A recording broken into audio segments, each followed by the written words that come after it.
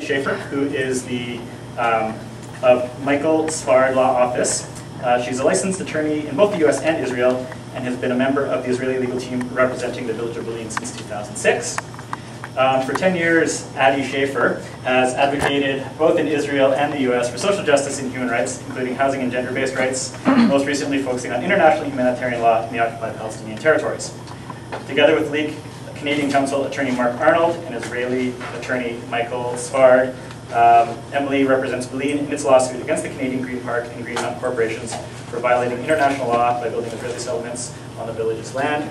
And she is 3 weeks into a ridiculous cross-Canada tour. So please join me in welcoming Emily to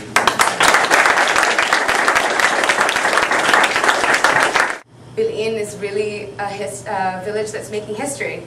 It's making history in its decision to now, for over 4 years, non-violently resist the settlements and the wall. It's making history in its decision to do that together with Israeli and international activists. And now it's making history here in Canada. I'll tell you in a minute a little bit more why, and why we're here, and what we hope to accomplish here. But first I want to tell you a little bit about the village.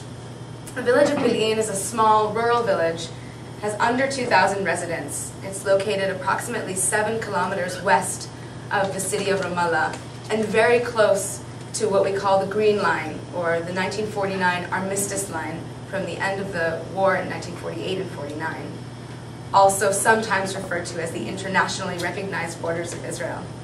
This is very significant because it is, like so many other Palestinian villages along the border, a desirable place, quote unquote, for Israelis to build settlements. What this has meant for the village, though, is that it's lost over 60% of its land to the construction of settlements and the wall, its land being its main source of livelihood and income. In other words, olive trees and harvesting olives for olive oil provide the village with its livelihood.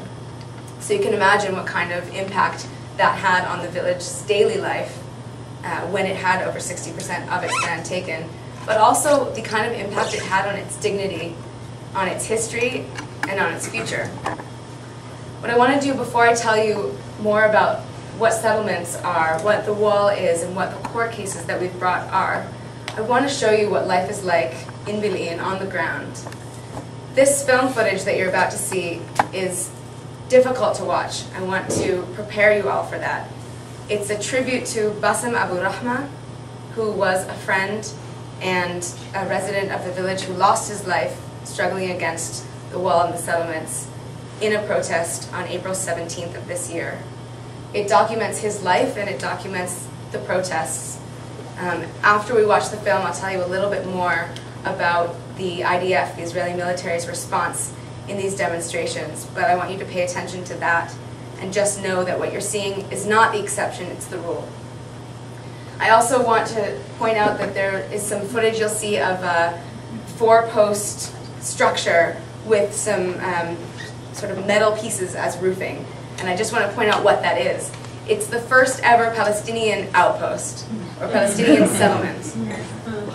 The village of Bil'in, among its many creative tactics, decided when part of its land was declared for a settlement, to build its own settlement on its land, which had been declared settlement land. This settlement, which they called the Peace Center, was destroyed by settlers, and what you see in this video is some of the villagers rebuilding it, and then they're dancing and celebrating. And at some point, one of the villagers is saying, we're going to build swimming pools and roller coasters, and that person is Mohammed Khatib, so, who was supposed to be here with me tonight. So without further ado, I think we'll start the film. Maybe we should turn off at least the front lights if that's possible. بنحيي احنا شباب كذلك استاذ هيثم، واحنا بنقول اول شيء بنحييك انت صورتي، وان شاء الله نتلاقى بكره جمعة خير، جمعة خير لخميس الشباب، وبنقول احنا ان شاء الله هيثم نيجي عليك وتعمل هالشباب ويا ابنك ان شاء الله باذن الله. شايف العجال يا سنه جيبوا لي عجال وهنا عارفين قلت لك عايز تصور صور الفوج هون ما تخفوش تحت شايفه.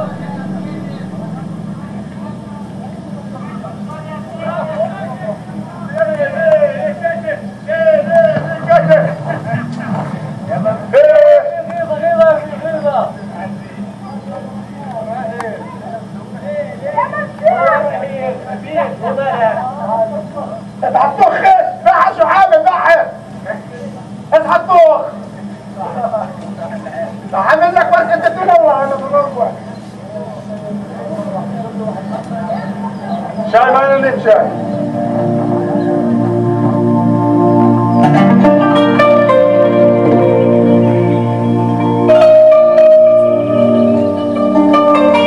باسم، هكذا كنت دائما باسما في وجه الجميع، لكننا أحببنا مناداتك بالفيل.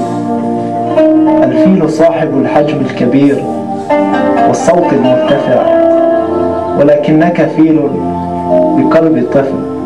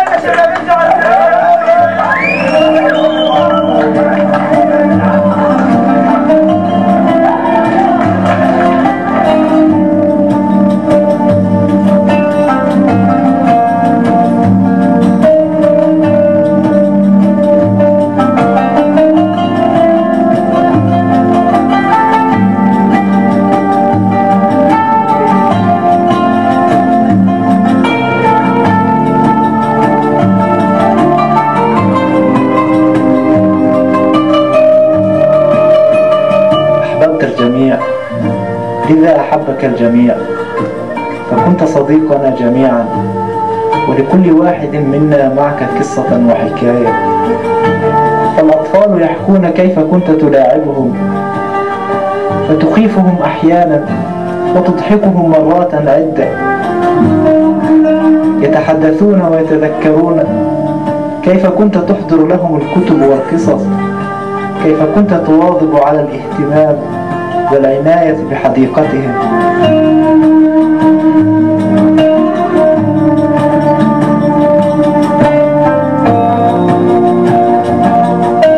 أما العجائز في القرية فيقصصن علينا كيف اعتدنا على زيارتك لهن وسؤالك الدائم عنهن. أما الأماكن والحارات فإنها تتذكرك وتذكر كيف كنت تتنقل من مكان إلى آخر في نفس الدقيقة وفي نفس اللحظة. فالقفزة الأولى تحية لشارع هنا، وفي القفزة الثانية صحبة أرجيلة هناك. طبعا قبل تكريم الجرحى نكرم السيد نيفا نفتكي تقديرا لجهوده ولوقفته معنا، فليتفضل. عمر هشام عبد المجيد برناس. عمر تحية لعمر. باسم ابراهيم ابو رحمه. فيل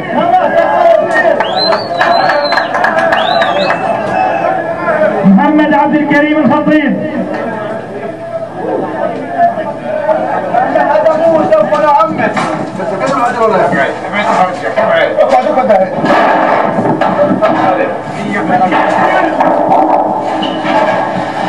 انا وصلت صحيح.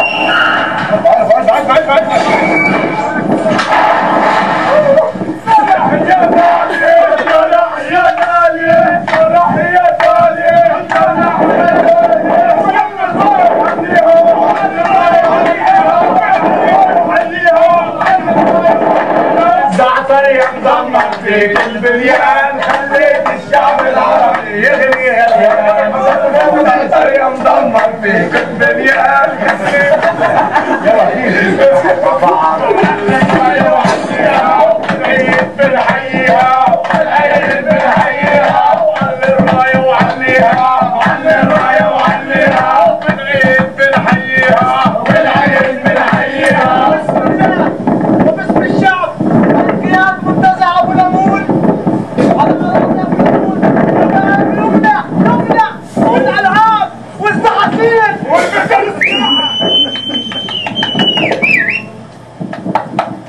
زي يوم ريشون يوم ريشون لفقنات ببلعين يعني ريشون هو الفيل باسم ابراهيم اخشل الضبع ونفال وهم نتلو بالمكوت على رشله زي يوم ريشون. لا للانتظار لا للانتظار والانتظار بدا ينهار والانتظار لازم ينهار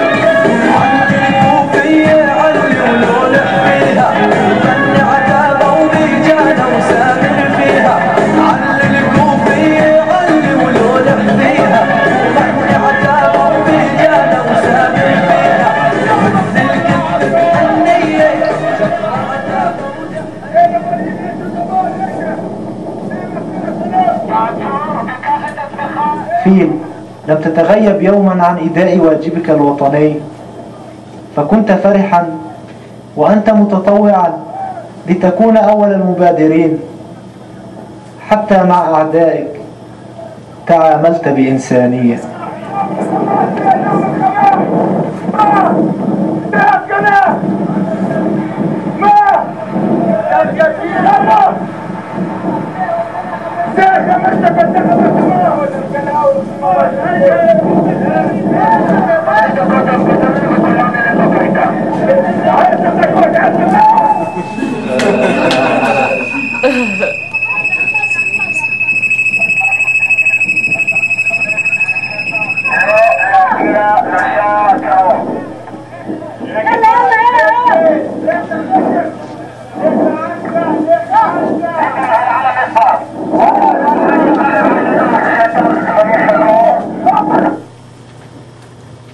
So we're just excerpting, so jumping to the next chapter.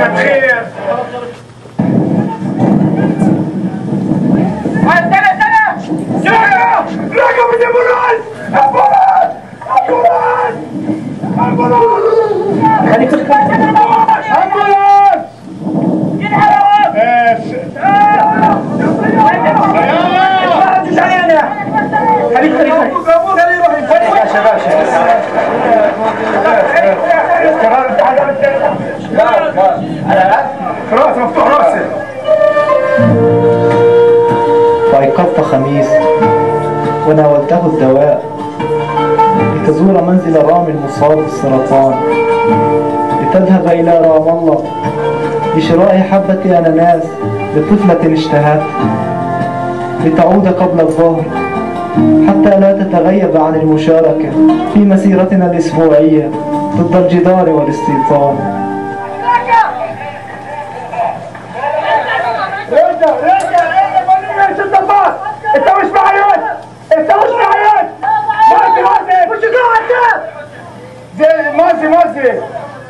فقبل إصابتك بلحظات كنت تستجدي الجنود لوقف إطلاق النار، لتخرج قطيعا من الأغنام من بين الأسلاك الشائكة، وبدلا من ذلك أطلقوا عليك النار لتسقط شهيدا.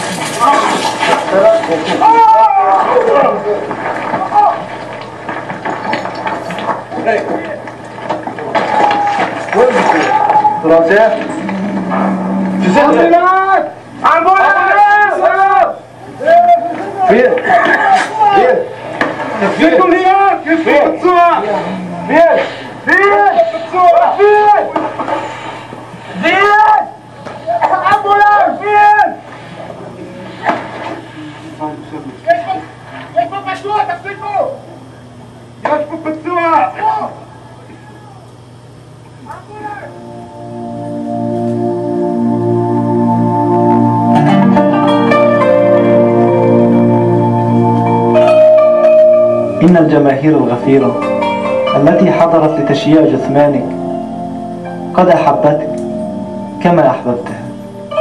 أما في القرية فإننا لم نستوعب بعد غيابك عنا ونتخيلك معنا وبيننا رغم معرفتنا بأننا نزفك شهيدا.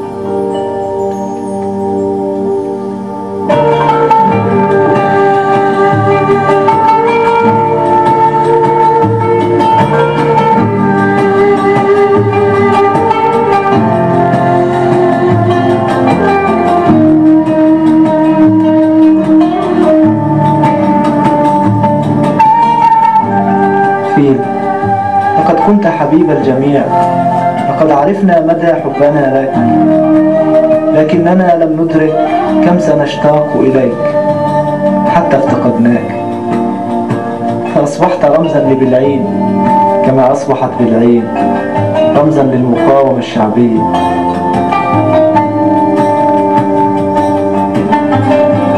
الفيل المحبوب، فلترقد روحك بسلام وأمان، ولتعلم بأننا سنكمل عنك المشوار.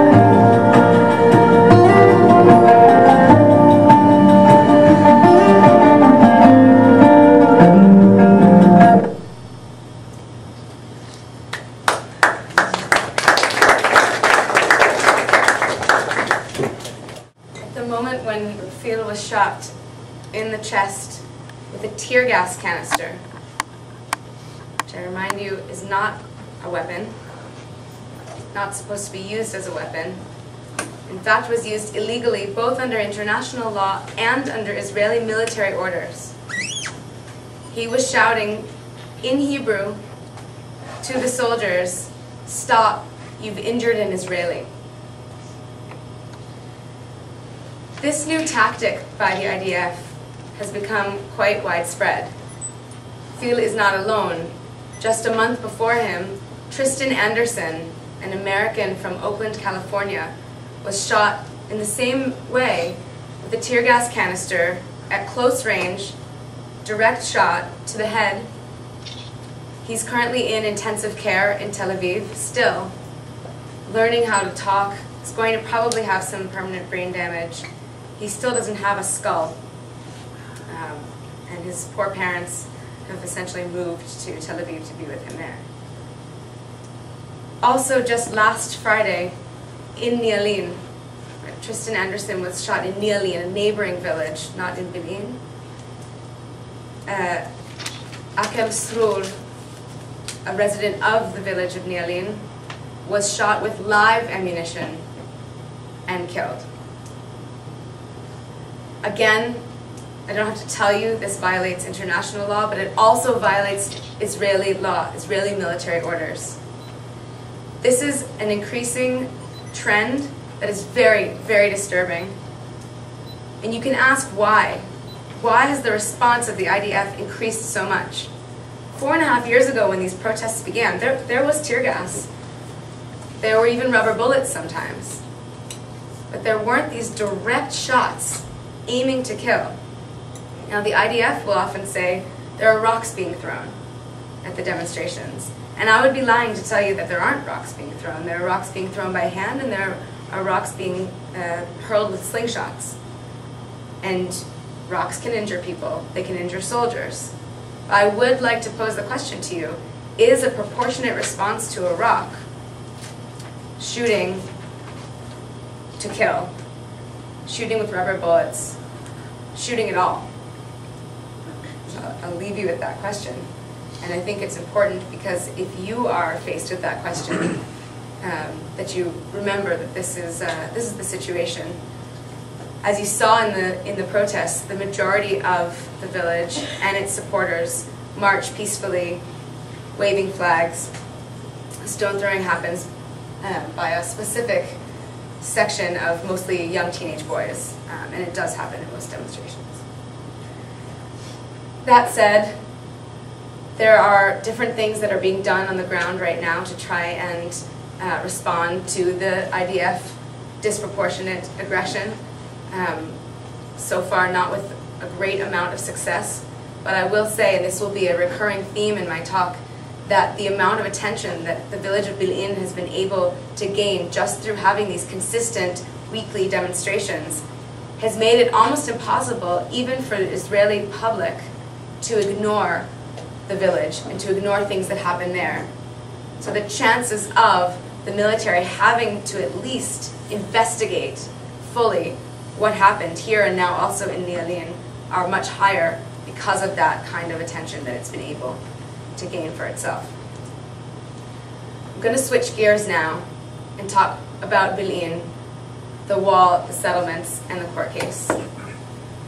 So let's go back to 1967, when Israel occupied, in the war that we're now commemorating the 42nd anniversary of, in these days right now, that occupied the West Bank, Gaza Strip, Sinai Peninsula, and Golan Heights. Israel has only returned the Sinai Peninsula in a peace agreement with Egypt, but still occupies the Gaza Strip. I'm going to make that legal and moral, I believe, argument that Israel has never withdrawn from Gaza and still occupies it to this day. I'm not going to focus on Gaza here tonight, but if there are questions after, I'm happy to answer them. And also still obviously occupies the Golan Heights and the West Bank. Almost immediately after Israel occupied the West Bank in 1967, the settlements began. In the beginning, they began cropping up on those border villages. The justification at the time, if there was one, was that these were uninhabited areas. Of course, what they actually were agricultural lands, Palestinian agricultural lands that just simply didn't have houses on them. But as is the case of Bil'in, they were the livelihood of those villages. And as you can see now, this map shows in the blue areas where all the settlements are as of February 2008. There are more today. But it shows you that the settlements have moved far beyond the borders into the entire West Bank, slicing it like Swiss cheese. Now, there are also settlement blocks that have been created. What are settlement blocks? They're essentially collections of settlement neighborhoods or settlement towns. But what they also mean are things like bypass roads, Israeli and foreign citizen-only roads. In other words, roads that Palestinians cannot travel on. You can travel on them. I can travel on them, but Palestinians who've lived there for generations cannot. In some cases, on these roads, there are even murals or walls up alongside the road in order to ensure that no one traveling on them has to feel like they're actually in occupied territory, like they're in a Palestinian village, like they're passing through the West Bank. But rather, they're just in another extended neighborhood of Jerusalem or Tel Aviv, another part of Israel, in other words. People in Israel and people in the settlements often talk about the settlements as Israel, as just additional neighborhoods. It's become that sort of banal, in a sense, what a settlement actually is. Now, in the case of Bil'in, and if this map is blurry, you don't have to have your eyes checked. It just is blurry. The village of Bil'in, if you see there's sort of an extended knob of the green line traveling west. And if you go straight north, you'll see a cluster of blue.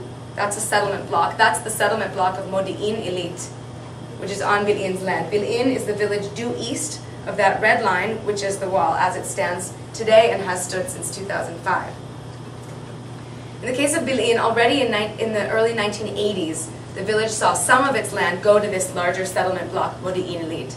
Modi'in Ilit is somewhat unique in the sense that it's an ultra-Orthodox settlement. I won't go too much into this, but the majority of settlers are not ultra-Orthodox.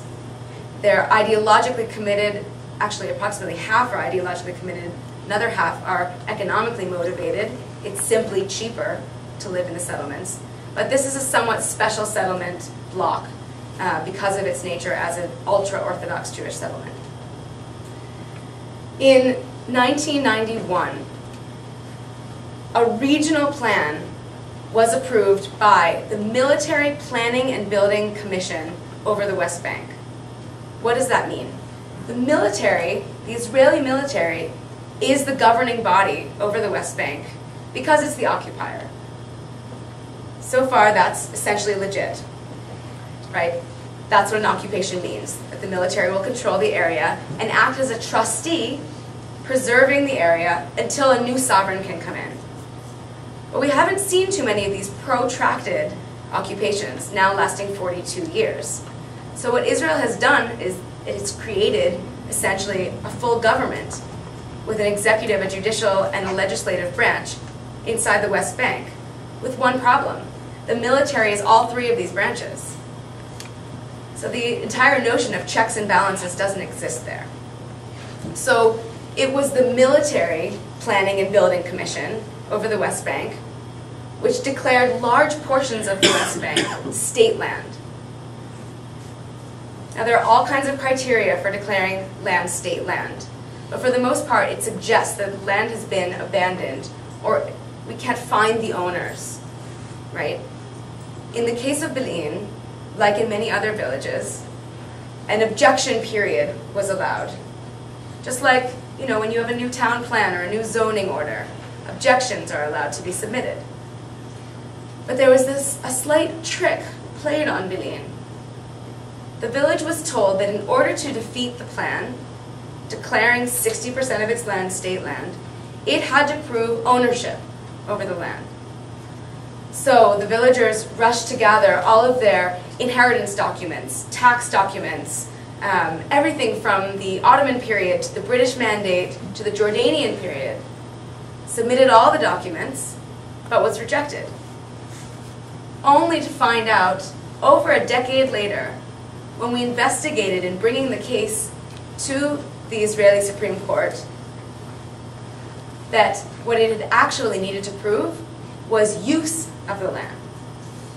Now, if the villagers had known that, they would have been able to prove this quite easily. They were using the land. They were harvesting every fall, the olives. But they didn't know this, and so they lost out. In 2001, the settlement neighborhood, Mattityahu East, or East Mattityahu, began construction on Bil'in's land. The blue here is Bil'in. This is zooming in now. And I'm sorry that the slide's not in English. The blue here is Bil'in. The pink and the green are the settlement neighborhood East Mattityahu. And I'll note already that in the pink is where two Canadian corporations, Greenmount International and Green Park International, are doing their construction, which I'll get to in a minute. In 2004, late 2004, the village received a military order that the wall would be encircling this area of land that had been declared state land for the construction of the settlement. And immediately after began these weekly protests. In fact, in the beginning, they were daily protests. In the beginning, they looked like people throwing their bodies in front of bulldozers, people chaining themselves to olive trees so that they wouldn't be uprooted for the construction of the wall, handing letters to the Israeli military explaining to them in Hebrew what their land meant to them. Of course, none of this stopped the construction of the wall, but I will argue throughout the presentation and at the end what it has accomplished. Just to give a little bit of an overview of the wall before I go more into detail about the wall in Bilin. The wall, again, is intimately connected with the settlements. It tries to bring them into Israel, right? Put them on the Israeli side of things. Now, the wall concept was something that was tossed around between various Israeli administrations for several decades. The sort of good fences make good neighbors was the slogan at the time. But it was really the second intifada that gave the idea momentum. And in 2002, the wall started to go up. It's almost completely built as of now. By the way, costing billions of dollars, some of which came from foreign aid.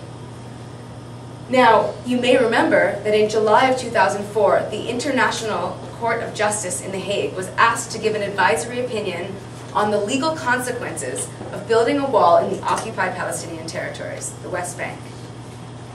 The court ruled unanimously, including the American judge, that the wall in its entirety is illegal under international law. Why?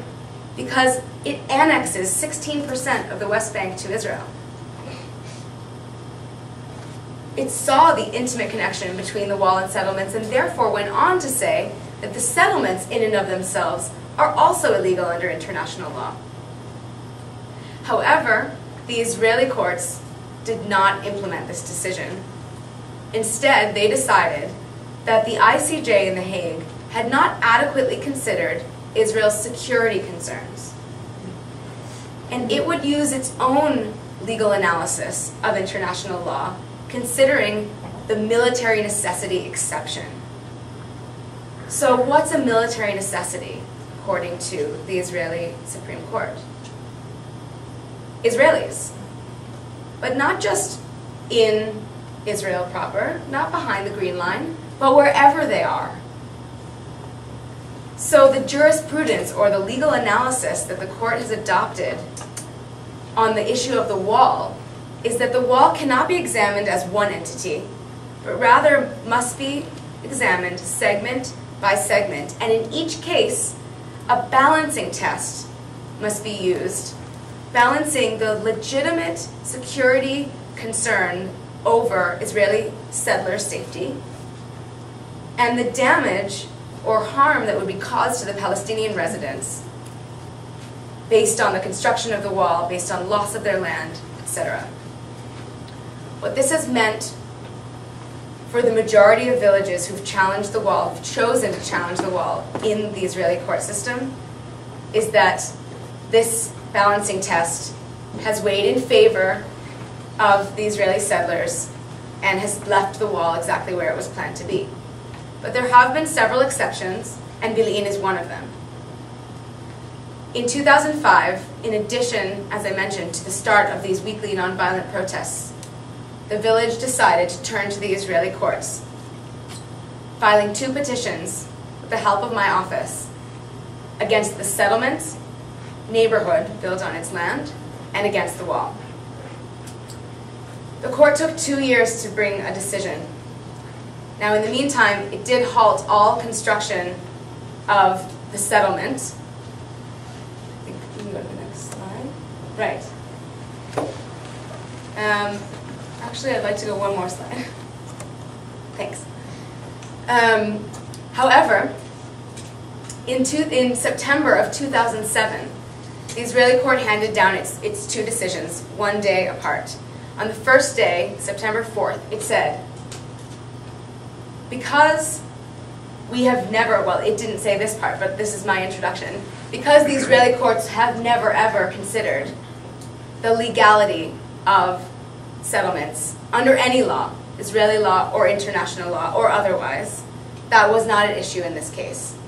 So what it said was, examining the way in which the land was approved for settlement construction, we see that there may in fact have been some unlawful or defective means of approving this state plan.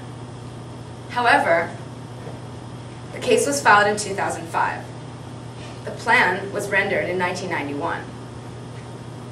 You sat on your rights. It's an unreasonable delay. You've lost your rights to challenge the plan. Now, I'll remind you that the settlement construction did not begin until 2001, and more aggressively in 2002, 3, and 4. So the villagers did not even understand the impact of this declaration of state land for that whole decade. But in legal terms, this doesn't matter. The court did say, as sort of a concession, we won't allow the full plan to be constructed. So we will allow what's been built, which was most of this blue area, stage A, and a little bit more, not the entire stage A, but almost the majority of it. But stage B cannot be completed, cannot be built. We'll declare that illegal. The next day, it said the wall can be justified when it protects actual living Israeli settler human beings. But when it protects invisible, future, potential human beings, we can't justify it. So this wall has to be moved to the border of the last home that's been allowed to be built in the settlement neighborhood. If we can go up one, so back a slide. No, the other direction. Sorry, other direction. Oop. Really other direction. Oh God. It's all going horribly wrong. No, never mind. Let's stay here. I'll just tell you what it is. Right. What that would mean, but I wanted to show you on the map, but I'll tell you what it would mean is that Bil'in would receive a half of the half, roughly, of its land back.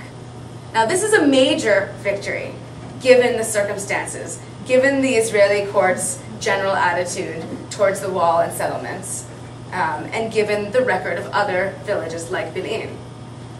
The Bil'in villagers were dancing in the streets upon hearing this decision. They knew what a large victory it was. They knew that it wasn't everything that they wanted and deserved, but they also knew what it meant. And this is, again, I think, a tribute to how much the attention that the village has gained influenced this decision. This decision was headline news in Israel. The court knew that the country was watching, and more importantly, the world was watching. But still, we weren't satisfied with this decision. And even before it was handed down, we knew we wouldn't be. Again, we knew that we would never be able to remove the entire settlement. And even if we could remove this one settlement, we knew we couldn't remove the settlements as a concept from the West Bank. And we knew we couldn't remove the wall, at this stage, at the very least, from the West Bank. So we were already starting to think about ways to go to another court in another place that might consider international law and its application over the West Bank. I remember very clearly that we sat together that summer of 2007 in Bil'in, and the villagers said, from the village council and the popular committee against the settlement and walls, said, our struggle stands strong because we stand on two legs. One is the ongoing, on-the-ground protests jointly with Israelis and internationals, but the determination on the ground. The other is the legal struggle. And if we allow either of these two legs to fall, the struggle will fall. But more importantly than that, we've become a symbol for all of Palestine of hope and resistance. So we have to continue. So we started thinking about where we could possibly go. We started looking at this settlement. Those large buildings not blending in with the landscape are the settlement, Mattityahu East. And we found this giant billboard, which you can see from an aerial view, which you probably can't read because it's in Hebrew, but it says in giant letters, Green Park. This Canadian corporation and its sister corporation, Greenmount International, are openly building 16 of the 42 buildings in the settlement neighborhood, Mattityahu East. Not only are they building the buildings, the condominiums, they're building the roads, they're building the system within that settlement neighborhood. And even more, they're marketing and selling these condominiums exclusively to the ultra-Orthodox Jewish population of Israel. Now, construction would have probably been enough, but with all of this evidence, we have a fantastic case to prove that the corporations are aiding and abetting the state of Israel in committing a war crime. So what's this war crime? Turns out that Canada has adopted some fairly progressive legislation into its federal statutes, the Crimes Against Humanity and War Crimes Act of 2000.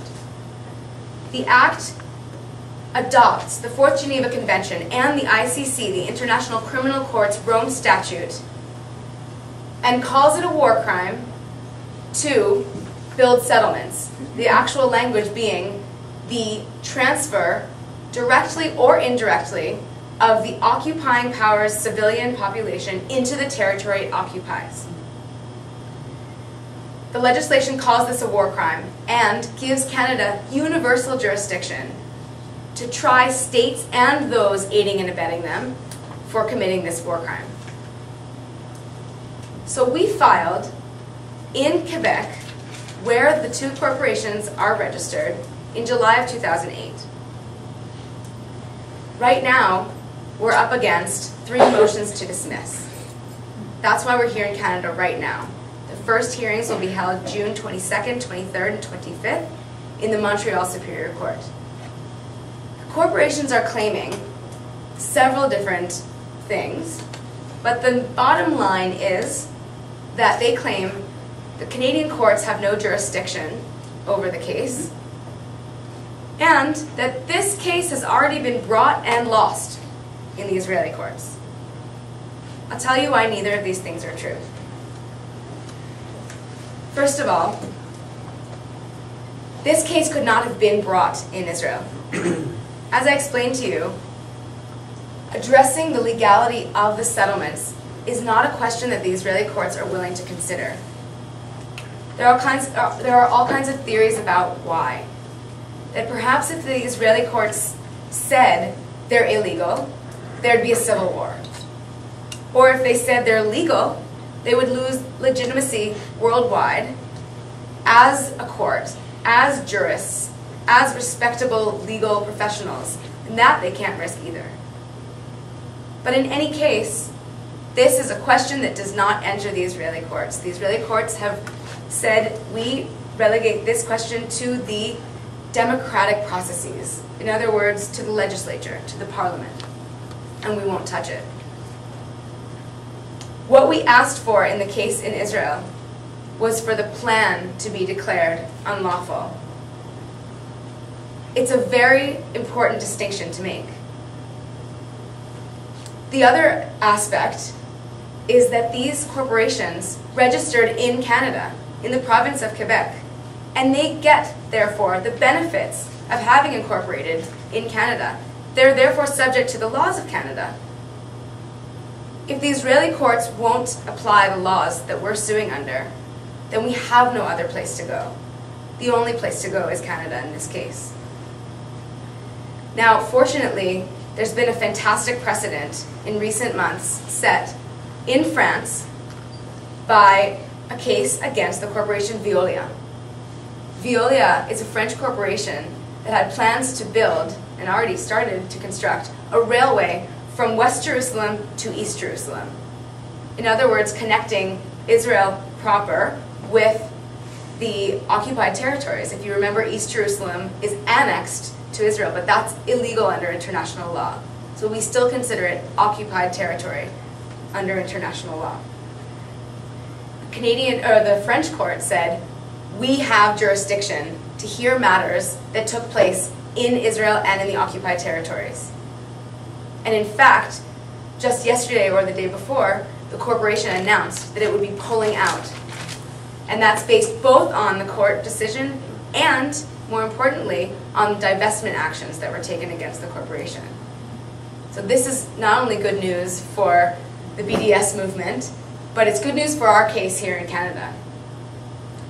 What else is significant about our case is that this is the first time that a corporation has been sued anywhere in the world for building settlements. It's also the first time that this law has been invoked against a corporation and not against a state or an individual. So we're really sort of experimenting, testing out the law here, but we're testing it out on what we think is a very tight case. The facts are not in dispute. The corporations are there, they're on the ground. You can receive a pamphlet from them telling you all about the wonderful city of Modi'in Elite and the specific neighborhood of East Mattityahu. The only defense they have is to try and confuse the court about what laws need to be applied and where the case needs to be heard. So these hearings, although preliminary at the end of June, really will make or break the rest of the case. We do believe that if we have this piece won, we'll have the rest of the case won.